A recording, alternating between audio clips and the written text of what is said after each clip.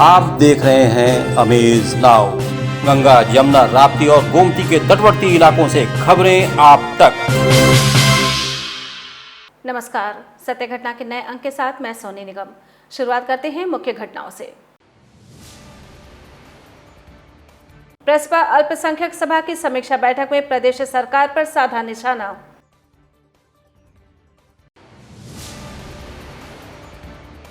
जनपद के कंपियरगंज इलाके में एक ही गांव के 7 लोगों के कोरोना वायरस होने से संक्रमित होने पर स्वास्थ्य अमला हुआ सचेत।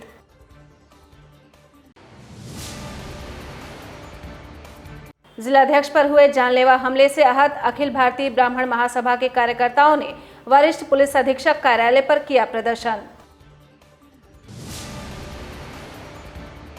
गोरखपुर डिपो में संविदा पर तैनात चालक और परिचालकों ने क्षेत्रीय प्रबंधक के खिलाफ खोला मोर्चा। और संत कबीरनगर जनपद में पथरी के ऑपरेशन के बाद मरीज की हुई मौत पर भड़के परिजनों का हंगामा। सत्य घटना विस्तार। प्रगतिशील समाजवादी पार्टी अल्पसंख्यक सभा की समीक्षा बैठक महानगर के बख्शीपुर स्थित नसीराबाद कैंप कार्यालय पर आयोजित की गई। इस दौरान पार्टी के पदाधिकारियों ने केंद्र और प्रदेश की भाजपा सरकार पर जमकर निशाना साधते हुए कहा कि भारतीय जनता पार्टी की सरकार में अल्पसंख्यकों के ऊपर जुल्म ढाए जा रहे हैं, जिसकी वजह से अल्पसंख्यकों में सुरक्षा की स्थिति उत्पन्न हो गई है। इसके साथ ही पार्टी के पदाधिकारियों ने यह भी दावा किया कि अल्पसंख्यक समाज के आगामी विधानसभा चुनाव में प्रगतिशील समाजवादी पार्टी के पक्ष में खड़ा होकर चुनाव करने वाला है। और से जनता बहुत बेहाल भइल, सत्ता का सब लाभ उठौलस, माटी हो गइल कइल धइल। मीडिया से बात करते हुए गोरखपुर मंडल के सह प्रभारी बदरुल हसन ने कहा कि प्रसपा के मुखिया शिवपाल सिंह यादव के जाबाज सिपाही ही फिरका परस्त ताकतों से लड़ने में सक्षम हैं। हम लोग पूरी मेहनत से पूरे उत्तर प्रदेश में अपना प्रगतिशील समाजवादी पार्टी के प्रत्याशियों को लड़ाने का काम करेंगे और अभी से मेहनत से और कम से कम हर जिले में हर विधानसभा में अपने प्रत्याशी लड़ाने का काम करेंगे। क्षेत्रीय प्रबंधक के हिटलरशाही और उत्पीड़ात्मक रवैये से क्षुब्ध गोरखपुर डिपो के संविदा पर कार्यरत चालक और परिचालकों ने रेलवे बस स्टेशन पर कार्य बहिष्कार कर जमकर प्रदर्शन किया। प्रदर्शन कर रहे संविदा कर्मियों का कहना है कि गोरखपुर डिपो के सहायक क्षेत्रीय प्रबंधक के कहने पर अपना रिलीविंग ऑर्डर लेते समय ही क्षेत्रीय प्रबंधक द्वारा हमारे प्रांतीय अध्यक्ष संजय सिंह की संविदा खत्म कर दी गई और इससे पूर्व में भी क्षेत्रीय प्रबंधक द्वारा 2 बार प्राथमिकी दर्ज कराई गई थी, जो जांच में गलत पाई गई थी। मांगे पूरी हो चाहे जो मजबूरी हो, हमारी मांगे पूरी हो चाहे जो मजबूरी हो।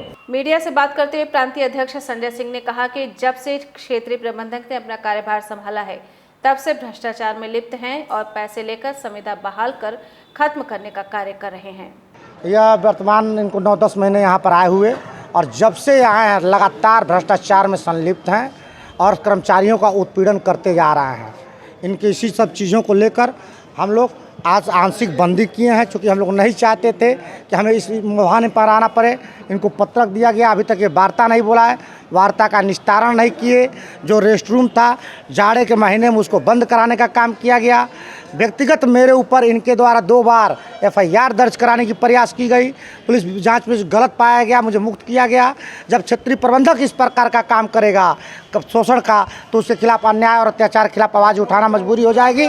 और 4 तारीख को इन्होंने मेरी संविदा समाप्त कर दी और जो पत्रक वार्ता के लिए लगाई गई थी उस पर कोई वार्ता ना करके हिटलरशाही अपना रहे हैं और जो चाहते हैं जिसकी चाहते हैं जब संविदा समाप्त कर देते हैं और जब चाहते हैं ₹1,50,000 लेकर बहाल कर देते हैं। इनका यही काम है। अखिल भारतीय ब्राह्मण महासभा परशुराम सेना के जिला अध्यक्ष आचार्य चंद्र प्रकाश मणि त्रिपाठी पर वाहन से हुए जानलेवा हमले के विरोध में परशुराम सेना के पदाधिकारियों ने वरिष्ठ पुलिस अधीक्षक कार्यालय के समक्ष जमकर प्रदर्शन करते हुए दोषियों के खिलाफ कार्रवाई की मांग की। पीड़ित आचार्य चंद्र प्रकाश मणि त्रिपाठी के मुताबिक बीते सोमवार को महानगर के गोरखनाथ ओवरब्रिज पर एक अज्ञात वाहन से कुछ अराजक तत्वों द्वारा जानलेवा हमला किया गया, जिसमें गंभीर रूप से वे घायल हो गए थे और हमलावरों ने उन्हें मरा हुआ समझकर वहां से फरार हो गए, जिसकी शिकायत परिजनों के द्वारा स्थानीय थाने पर की गई थी, लेकिन पुलिस द्वारा कोई कार्रवाई नहीं की गई। अभियुक्तों को तुरंत गिरफ्तारी हो, गिरफ्तारी हो, गिरफ्तारी हो। और उत्पीड़न बंद करो, बंद करो, बंद करो। इस संदर्भ में मीडिया से बात करते हुए आचार्य चंद्र प्रकाश मणि त्रिपाठी ने बताया कि उन्हें पहले भी जान से मारने की धमकी मिल चुकी है, जिसको लेकर मैंने प्रशासन से अपनी सुरक्षा की मांग की थी, जो नहीं मिला। पूरा रोड खाली होने के बावजूद भी मुझे सामने से एक्सीडेंट करके और उनको जैसे मुझे अदमरा करके बरगदवा की तरफ 9-2-11 हो गए। और उस बीच गोरखनाथ SHO महोदय को हमने फ़ोन किया तो उन्होंने कहा गाड़ी का नंबर आपको मालूम है?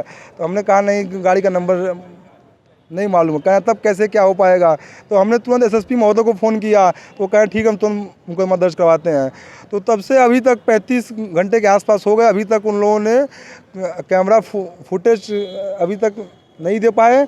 और जब तक उनका पर्दाफाश नहीं करेंगे हम लोग अपना ज्ञापन देना बंद नहीं करेंगे और लास्ट में हम लोग अनशन पर मजबूर हो जाएंगे। गोरखपुर जनपद में कोरोना के मामले भले ही कम हो गए हों, लेकिन जिले का एक ऐसा गांव है जहां आज भी लगातार वैश्विक महामारी कोरोना के मरीजों की संख्या बढ़ने के कारण स्थानीय निवासी दहशत में हैं। जी हां, हम बात कर रहे हैं कैंपियरगंज इलाके के बलुआ गांव की, जहां आज भी कोरोना संक्रमण के मामले काबू में नहीं आ रहे हैं।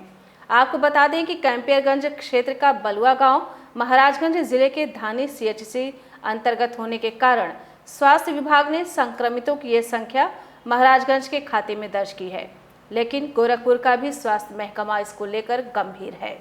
CMO डॉक्टर सुधाकर पांडे ने बताया कि यहां पर एक साथ 7 मरीज मिलने से स्वास्थ्य विभाग की टीम सचेत है। हाँ, एक ही घर में कैंपियरगंज के एरिया में धानी CHC जो पड़ती है वो हमारी महाराजगंज की PHC है जी। तो वो वहाँ 2 पेशेंट कुछ सिम्टोमेटिक गए तो वहाँ के डॉक्टर ने जांच कराई थी, पॉजिटिव निकले। फिर उसके बाद वो गांव में सबकी जांच कराएं तो 7 लोग उसमें पॉजिटिव निकले।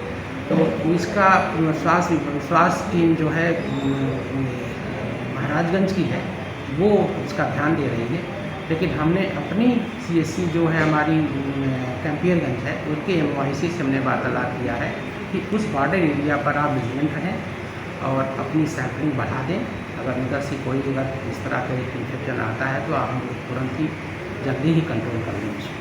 कोरोना से बचाव के लिए अधिक से अधिक लोगों को दूसरी डोज का भी टीका लग सके, इसके लिए सरकार ने नई पहल की है, जिसके तहत अब शनिवार को केवल दूसरी डोज ही लगाई जाएगी। आपको बता दें कि पहले प्रत्येक दिन पहली और दूसरी डोज का टीकाकरण किया जाता था। इस संबंध में CMO डॉक्टर सुधाकर पांडे ने बताया कि पहले दोनों डोज साथ लगने के कारण अधिक भीड़ हो जा रही थी और इसके साथ ही दूसरी डोज लगवाने के लिए लोग जागरूक नहीं हो रहे थे। इसीलिए अब सभी को दूसरा डोज भी लग सके, इसके लिए सरकार ने ये पहल किया है। उम्मीद है कि इस निर्णय से भीड़ कम होगी और लोग दूसरी डोज भी लगवाने आएंगे। सरकार की ये मंशा है कि अगर एक दिन इसके लिए रख दिया जाएगा तो लोग जो किसी कारण से कि हमने सेकंड डोज फर्स्ट डोज लगा लिया है, सेकंड डोज चूँकि भीड़ हो रही है इस नाते नए आ रहे हों, तो हम एक्सक्लूसिवली उनके लिए रखे हुए हैं जिससे हमारा सेकंड डोज का जो बैकलॉग हो रहा है उसको हम पूरा कर सकें। सरकार की बहुत अच्छी पहल है जिससे हम सेकंड डोज का बैकलॉग पूरा कर लेंगे और जब हम पूरा कर लेंगे तो फर्स्ट डोज का भी शुरू कर दिया जाएगा।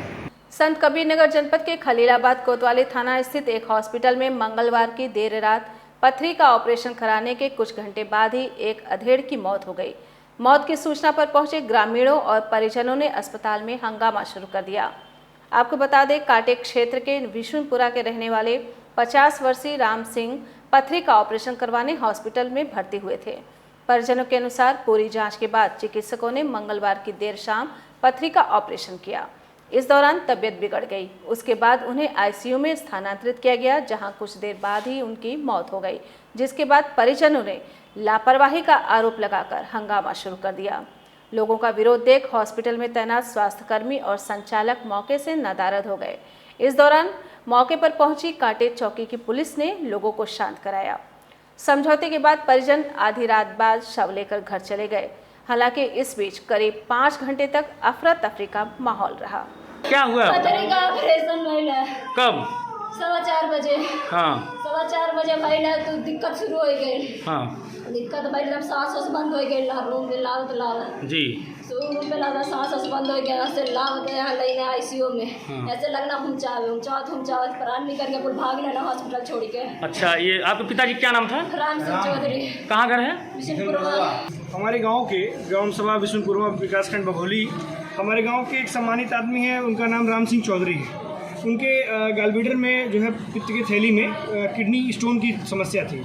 उस समस्या को लेके ये कल आए थे, डॉक्टर साहब को दिखा के गए थे। तो कोई समस्या थी इनके यहाँ जिससे कल ऑपरेट नहीं हो पाया, तो इनको गोरखपुर किसी जांच के लिए भेजे। तो वह जांच वो करा के आज आए और आज ही के डेट में बिना उसकी पुष्टि किए कि वह रिपोर्ट सही है या गलत है, आज ही ये तुरंत यहाँ पे ऑपरेशन आज कर दिए। ऑपरेशन के दौरान उनकी मृत्यु हो गई, लेकिन हॉस्पिटल के जो प्रशासन के लोग हैं, हॉस्पिटल के जो जिम्मेदार कर्मचारी हैं, वो डॉक्टर हैं, वो नीचे इनके प्राइवेट वार्ड में लाके शिफ्ट कर देते हैं, एकदम नाटकीय तरीके से लाके हॉस्पिटल में इनके प्राइवेट कमरे में शिफ्ट करके इनको 2-3 सुई और इंजेक्शन करते रहते हैं। और वो जबकि पेशेंट खूब दर्द के मारे करा के बताता है अपने परिजन से कि मेरे सीने में दर्द हो रही है, लेकिन फिर भी कोई किसी भी जिम्मेदार डॉक्टर के द्वारा उसको नहीं आके देखा जाता है। अंततोगत्वा उनकी मृत्यु हो जाती है, जिसकी सूचना हम लोगों को मिली है। हम लोग विद्यालय ये हॉस्पिटल के ऊपर ये हत्या का मुकदमा दर्ज कराने की मांग करते हैं।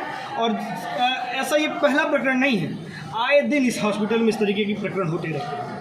बलिया जनपद की दसड़ा पुलिस और एसओजी टीम ने संयुक्त रूप से कार्रवाई करते हुए सिधागढ़ घाट टेढ़ी पुलिया के पास से एटीएम फ्रेंचाइजी संचालक से हुई लूट के 4 आरोपियों को गिरफ्तार करने में सफलता प्राप्त की है। पुलिस को पकड़े गए अभियुक्तों के पास से लूट के 5,82,500 रुपये नकद, 2 बाइक, रिवॉल्वर समेत 3 असलहा, 3 कारतूस, 1 मोबाइल एवं 1 चाकू बरामद किया। वहीं शेष पैसों के बारे में पुलिस आरोपियों से पूछताछ कर रही है। मीडिया से बात करते हुए पुलिस अधीक्षक रामकरण नैयर ने बताया कि आरोपियों द्वारा एटीएम फ्रेंचाइजी को पुनः शुरू करने के लिए इस लूट की घटना को अंजाम दिया गया था। लूट के पैसे से इन लोगों के द्वारा जो मोबाइल फ़ोन क्रय किए गए थे, जो आपके सामने इस समय हैं, वह मोबाइल फ़ोन इनके पोजेशन से रिकवर किए गए हैं। जिस बैग में वादी पैसा लेकर के जा रहा था, वो बैग इनके कब्जे से बरामद हुआ है और जिसमें वादी का आधार कार्ड मिला है। और इन्हीं की निशानदेही पर अलग अलग जगहों पे जहाँ पे इन्होंने पैसा छुपा रखा था, इनके पास से, इनके कब्जे से वो पैसा बरामद किया गया है। तो एक बेहतरीन कार्य बलिया पुलिस के द्वारा किया गया है, जिसके चलते जो भी टीम इसमें लगी थी उन सबको मेरे द्वारा 10,000 रुपये का इनाम घोषित किया जाता है। और इसमें आने वाले समय में आगे गैंगस्टर की भी कार्रवाई की जाएगी। बस्ती जनपद के गोटवा बाजार नगर थाना क्षेत्र के राष्ट्रीय राजमार्ग स्थित कटिया के पास कार से झारखंड जा रहे एक ही परिवार के 5 लोगों की भीषण सड़क दुर्घटना में मौत हो गई। सूचना पाकर मौके पर पहुंची पुलिस ने काफी मशक्कत के बाद किसी तरह कार से 5 शवों को बाहर निकाला।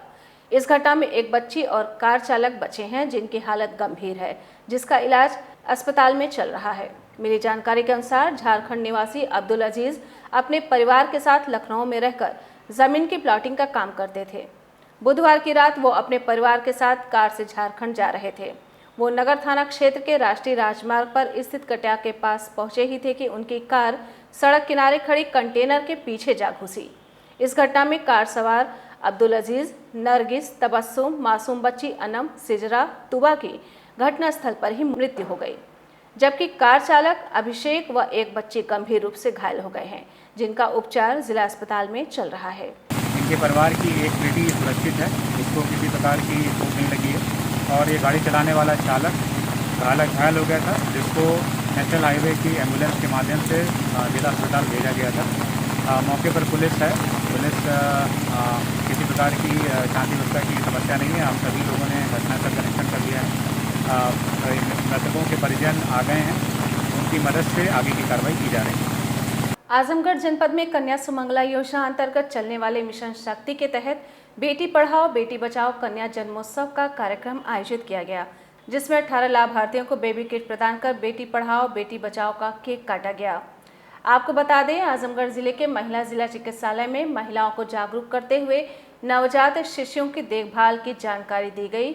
वहीं कन्या जन्मोत्सव पर 18 महिलाओं का चयन कर सभी महिलाओं को बेबी किट के सम्मान पत्र भी दिया गया। साथ ही कन्या के 18 वर्ष की आयु पूर्ण करने के बाद सरकार द्वारा दी जाने वाली योजनाओं के बारे में भी बताया गया। महिला कल्याण अधिकारी प्रीति पांडे ने मीडिया से बात करते हुए बताया कि कन्या सुमंगला योजना के तहत 18 महिलाओं का चयन किया गया, जिनको सरकार की योजनाओं के बारे में बताकर उन्हें इन योजनाओं से जोड़ने का कार्य किया जा रहा है। मिशन शक्ति योजना के अंतर्गत अगस्त माह से दिसंबर माह तक निर्देशक महोदय के अनुसार कार्यक्रम चलाए जा रहे हैं और उसमें आज जो है महिला अस्पताल में हॉस्पिटल में यहाँ पे कन्या जन्मोत्सव मनाया गया है, जिसमें हमारे यहाँ महिला हॉस्पिटल में 18 बालिकाओं को बेबी किट और उनको सम्मानित करके और वहाँ पे बेटी बचाओ बेटी पढ़ाओ का केक काटा गया है। संत कबीरनगर जनपद में अन्न वितरण कार्यक्रम के दौरान हुई बाल बालाओं के डांस का वीडियो वायरल होने के बाद पुलिस द्वारा सपा नेताओं सहित कई पत्रकारों पर भी मुकदमा दर्ज किए जाने से आक्रोशित सपाइयों ने जिलाध्यक्ष गौहर अली के नेतृत्व में एसपी से मुलाकात कर मुकदमे की निष्पक्ष जांच की मांग की है। आपको बता दें कि घनघटा थाना क्षेत्र के बरगदवा गांव में अन्न वितरण कार्यक्रम के दौरान कोटेदार ने भीड़ एकत्र करने के लिए बाल बालाओं का अश्लील डांस कराया था, जिसका वीडियो कुछ सपा नेताओं ने वायरल कर दिया था, जिसकी खबर भी स्थानीय पत्रकारों द्वारा प्रमुखता से चलाई गई थी। जिसके बाद भाजपा नेताओं की किरकिरी होनी शुरू हो गई थी, जिसके बाद भाजपा के मंडल अध्यक्ष खार खाकर पत्रकारों और सपा नेताओं पर फर्जी मुकदमा दर्ज करा दिया था, जिससे नाराज सपा नेताओं ने आज पुलिस अधीक्षक से मुलाकात करके मुकदमे की निष्पक्ष जांच की मांग करते हुए ज्ञापन सौंपा और कहा कि निष्पक्ष जांच न होने पर सपाई घनघटा थाने पर आंदोलन के लिए विवश होंगे, जिसकी सारी जिम्मेदारी पुलिस अधीक्षक की होगी। जब इनकी किरकिरी होने लगी भारतीय जनता पार्टी के मंत्री और नेताओं की, उन्होंने क्या किया कि जो है अपने एक प्रतिनिधि से जो है मुकदमा कायम करा दिया है हमारे नेताओं के ऊपर, कि जिससे हमारी जो है किरकिरी प्रदेश और देश स्तर पर वो बच जाए। आज क्या हुआ?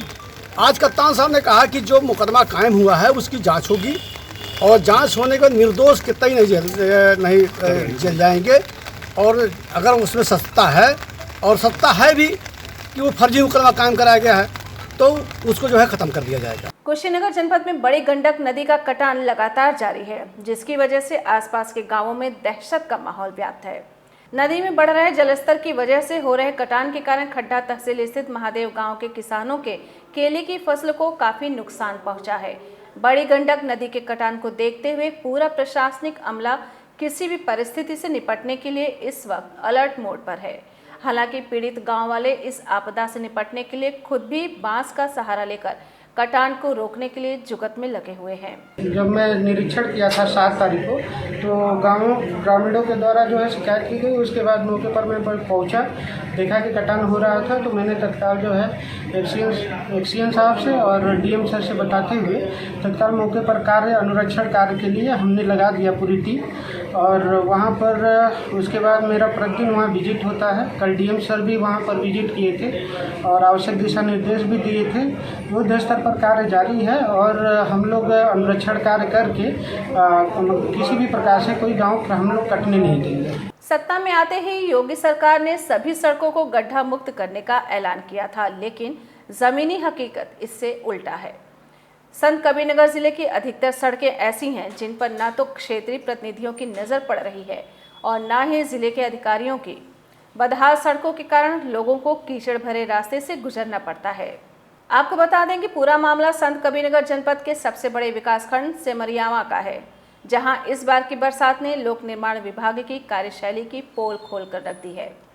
विभाग द्वारा सड़कों का उचित रखरखाव न किए जाने के कारण बरसात का सारा पानी सड़कों पर भर जाता है, जिससे क्षुब्ध होकर आज स्थानीय लोगों ने नवनिर्वाचित ग्राम प्रधान मोहम्मद अहमद के नेतृत्व में जिलाधिकारी दिव्या मित्तल को शिकायती पत्र देकर सड़क और नाली निर्माण करवाने की मांग की।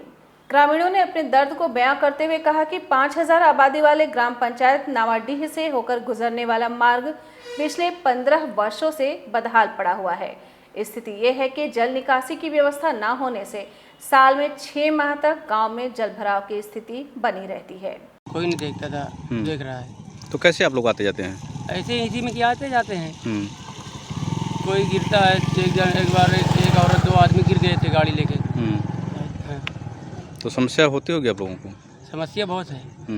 ये हमारे गांव में जो है नवाडी रूती माधो, वहाँ पे जल भराव की समस्या है। इसलिए जो है हम लोग यहाँ आए हुए हैं जिलाधिकारी महोदय के पास अपना ज्ञापन सौंपने, और हमारे यहाँ जो सड़क है काफ़ी खस्ता हाल है और पानी निकासी की जो है जगह नहीं है, पानी भी नहीं निकलता, वहाँ भराव की समस्या है।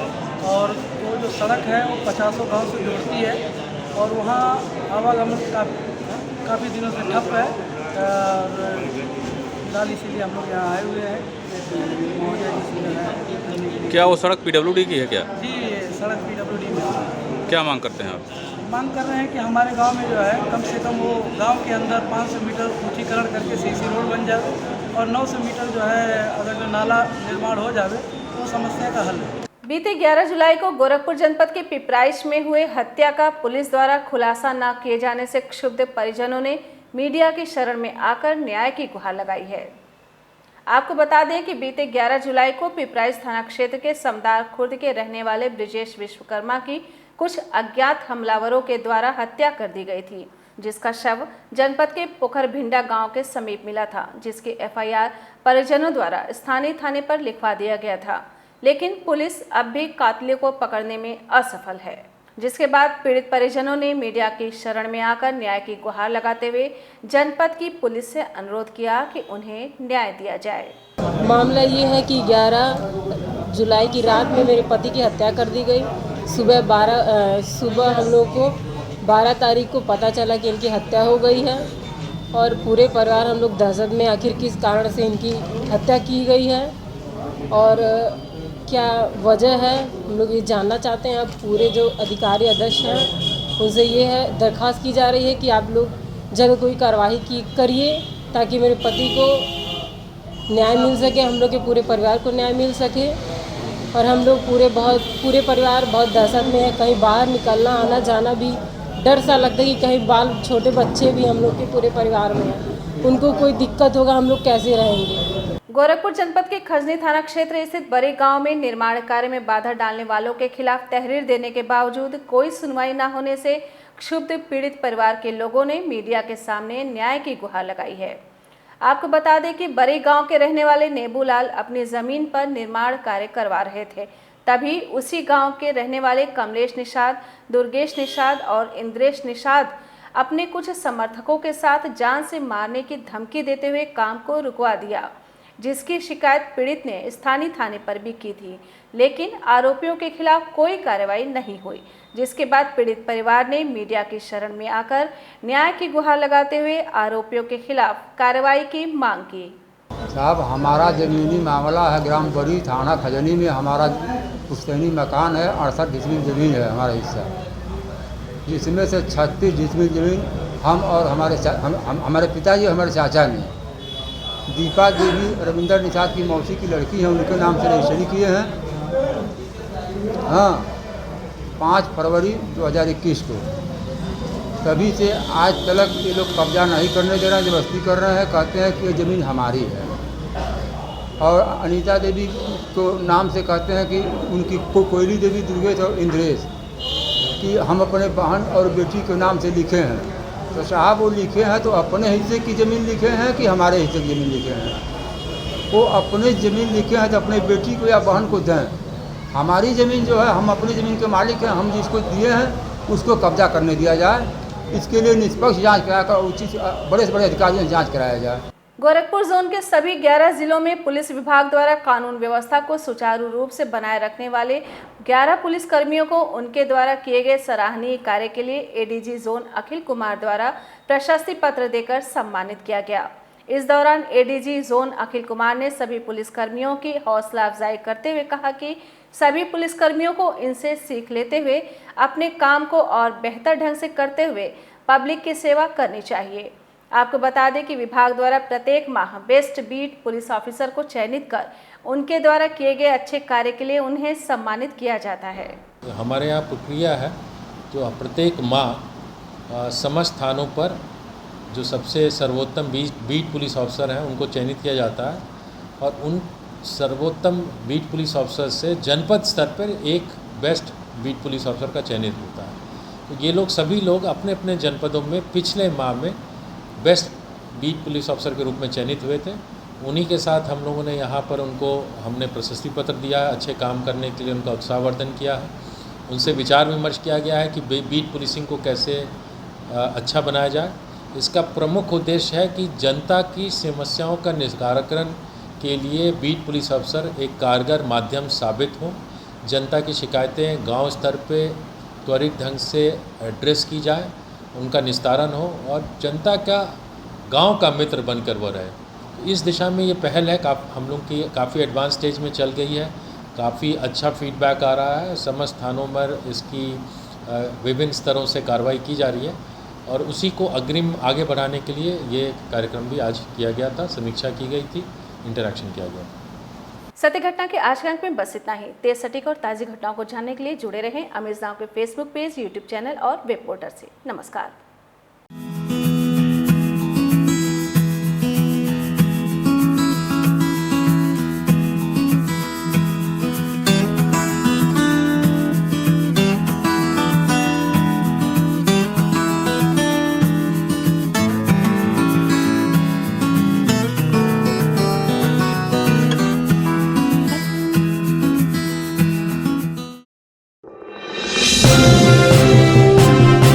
आप देख रहे हैं अमेज नाउ।